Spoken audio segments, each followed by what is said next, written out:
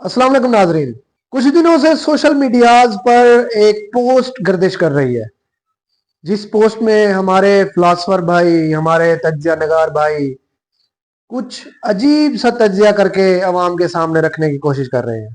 काफी दिनों से मैं सोच रहा था कि उनके इस तज्जिए का जवाब दूं, लेकिन मैंने खुद पे कंट्रोल किया हुआ था। आज दोबारा मैंने उनकी पोस्ट पढ़ी और वहां पर मैंने उन कमेंट्स में भी उसका रिप्लाई किया, लेकिन मैं खुद पर काबू ना रख सका और मैंने सोचा कि आज वीडियो रिकॉर्ड करता हूं कि उनकी पोस्ट क्या है और उनको उनका जवाब क्या बनता है।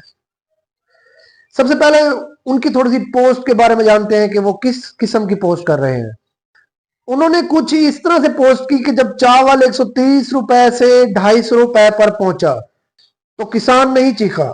2000 वाली कपास जब 6000 तक पहुंची तो किसान नहीं चीखा। पिछले साल 3900 रुपए वाली गंदम गरीब मजदूर को 4800 रुपए में मिली तो किसान नहीं चीखा। फिर आखिरी माह वही 3900 रुपए वाली गंदम 5500 रुपए में बिकी तो किसान नहीं चीखा। मुफ्त में पकने वाली फसल तिल जब 16500 पर पहुंची तो किसान नहीं चीखा।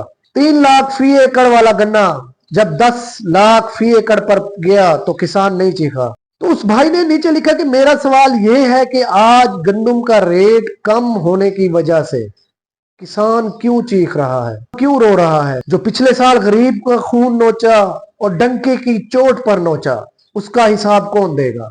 ये उस भाई की पोस्ट है जो मैं आपके सामने रख रहा हूं। उस भाई ने एंड में बहुत अच्छी बात की कि मेरा बस चलता तो गंदम का रेट 1300 मुकर्रर करता, ताकि हर उस शख्स को 2 वक्त की रोटी मैसर होती। जिसको 1 वक्त की रोटी तो मिलती है, लेकिन वो अगले वक्त की रोटी के लिए सदाएं लगाता है। जब मैंने ये पोस्ट एक मर्तबा पढ़ी, फिर थोड़ी देर बाद सोशल मीडिया पर ये पोस्ट दोबारा किसी और बंदे से मेरे सामने आई, और आज तीसरी मर्तबा जब ये मैंने पोस्ट पढ़ी तो मैंने उसे थोड़ा सा जवाब देने की कोशिश की।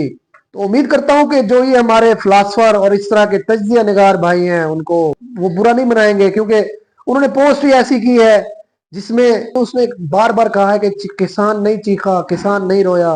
भाई किसान नहीं रोता। मैं उनको बताना चाहता हूं कि जब गंदम का रेट 1300 था तब डीएपी की बोरी 2000 से 2200 रुपए की मिल जाती थी। जब कपास का रेट 2000 था तब डीएपी की बोरी 3000 से 3500 तक मिल जाती थी।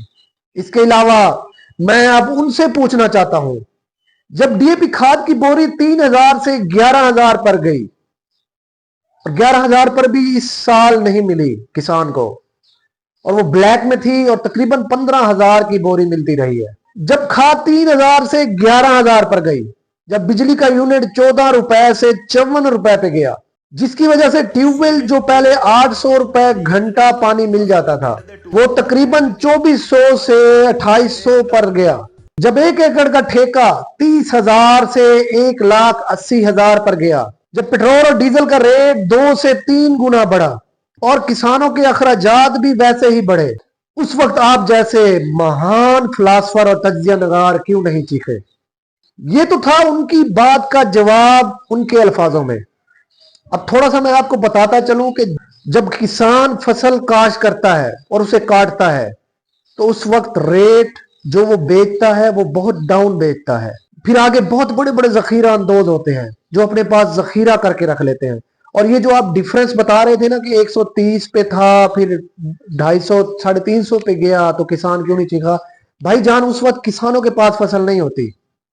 किसानों ने, आज है 4 मई, किसानों ने, जो किसान हैं उन्होंने अपनी गंदम सेल कर दी हुई है और वो तकरीबन 3000 से 3200 तक उन्होंने सेल की है। अब आगे जखीरा अंदोजों के पास होती हैं गंदम, जखीरा अंदोजों के पास होती हैं ये फसलें। उनकी मर्जी होती है कि वो किस रेट से बेचें। मैं आज आपको मशवरा देना चाहता हूं, मेरे फिलासफर भाई, मैं आज आपको मशवरा देना चाहता हूं। अगर आज आपको 3400 से 3500 पे गंदम मिल रही है, 3800 पे गंदम मिल रही है तो ले लें, क्योंकि 2 महीने बाद आप फिर चीखेंगे और कहेंगे कि गंदम 3900 रुपए वाली गंदम 5000 में मिल रही है। तो भाई उस वक्त किसानों के पास तो अब भी नहीं है, किसानों ने अब भी सेल कर दी हुई है। हाँ, एक बात आपने कहा कि अगर मेरे बस में होता तो गंदम का रेट 1300 रुपए में होता, भाई अपने बस में सिर्फ गंदम का रेट ना कीजिए, अपने बस में पेट्रोल का रेट भी कीजिए, अपने बस में खादों का रेट भी कीजिए, अपने बस में बिजली का रेट भी कीजिए, अपने बस में अद्वियात का रेट भी कीजिए, अपने बस में एग्रीकल्चर मशीनरीज का रेट भी कीजिए। और अल्लाह तबारक व तआला का शुक्र है कि आपके बस में नहीं है, नहीं तो पता नहीं गरीबों का क्या बनता। कोई भी किसान कोई फसल अपने पास एक माह के ऊपर तक नहीं रख सकता, क्योंकि उसने आगे और फसल काश करनी होती है। वो पहले कर्जों में डूबा होता है, वो वही फसल बेच के वो अपने कर्जे अदा करता है और नेक्स्ट फसल की तैयारी शुरू कर देता है। ये जो आप बात कर रहे हैं रेट्स की, ये जखीरा अंदोज करते हैं। जखीरा अंदोज फसल को सस्ते दामों खरीद लेते हैं, क्योंकि उस वक्त किसान मजबूर होते हैं, उन्होंने बहुत ज्यादा कर्ज अदा करने होते हैं, उन्होंने नेक्स्ट फसल उगानी होती है। और जब कीमतें बढ़ती हैं तो इन ज्यादा कीमतों का फायदा भी वो जखीरा अंदोज ही उठाते हैं। हाँ, मैं मानता हूं मजदूर तबका बहुत मुश्किल में है, बल्कि मिडिल क्लास भी बहुत मुश्किल में है आजकल के दौर में। लेकिन भाई एक बात मैं आपके जहन में डालना चाहता हूं कि ये जो किसान होते हैं ना, ये भी मजदूर होते हैं। एक मजदूर मजदूरी करने आता है, आप शाम को उसको उसकी पेमेंट दे देते हैं। ये जो किसान मजदूर होता है ना, ये 6 महीने अपनी पेमेंट का इंतजार करता है, 6 महीने। और 6 महीने में इसको नुकसान भी हो सकता है, इसको फायदा भी हो सकता है। लेकिन 6 महीने या साल के बाद जब ये हिसाब करते हैं ना, तो यकीन जानिए मैं ऐसे किसानों को भी जानता हूं जिनके अपने घर के गंदम दाने नहीं बचते। और आपने कहा कि अगर आपके बस में होता और गंदम का रेट 1300 रखते, ताकि उनको 2 वक्त की रोटी मुहैया कर सकते, जिनको एक वक्त की रोटी मुहैया होती है और दूसरे वक्त की नहीं होती, तो ये अच्छी बात है। गंदम का रेट 1300 होना चाहिए, गंदम का रेट 900 होना चाहिए।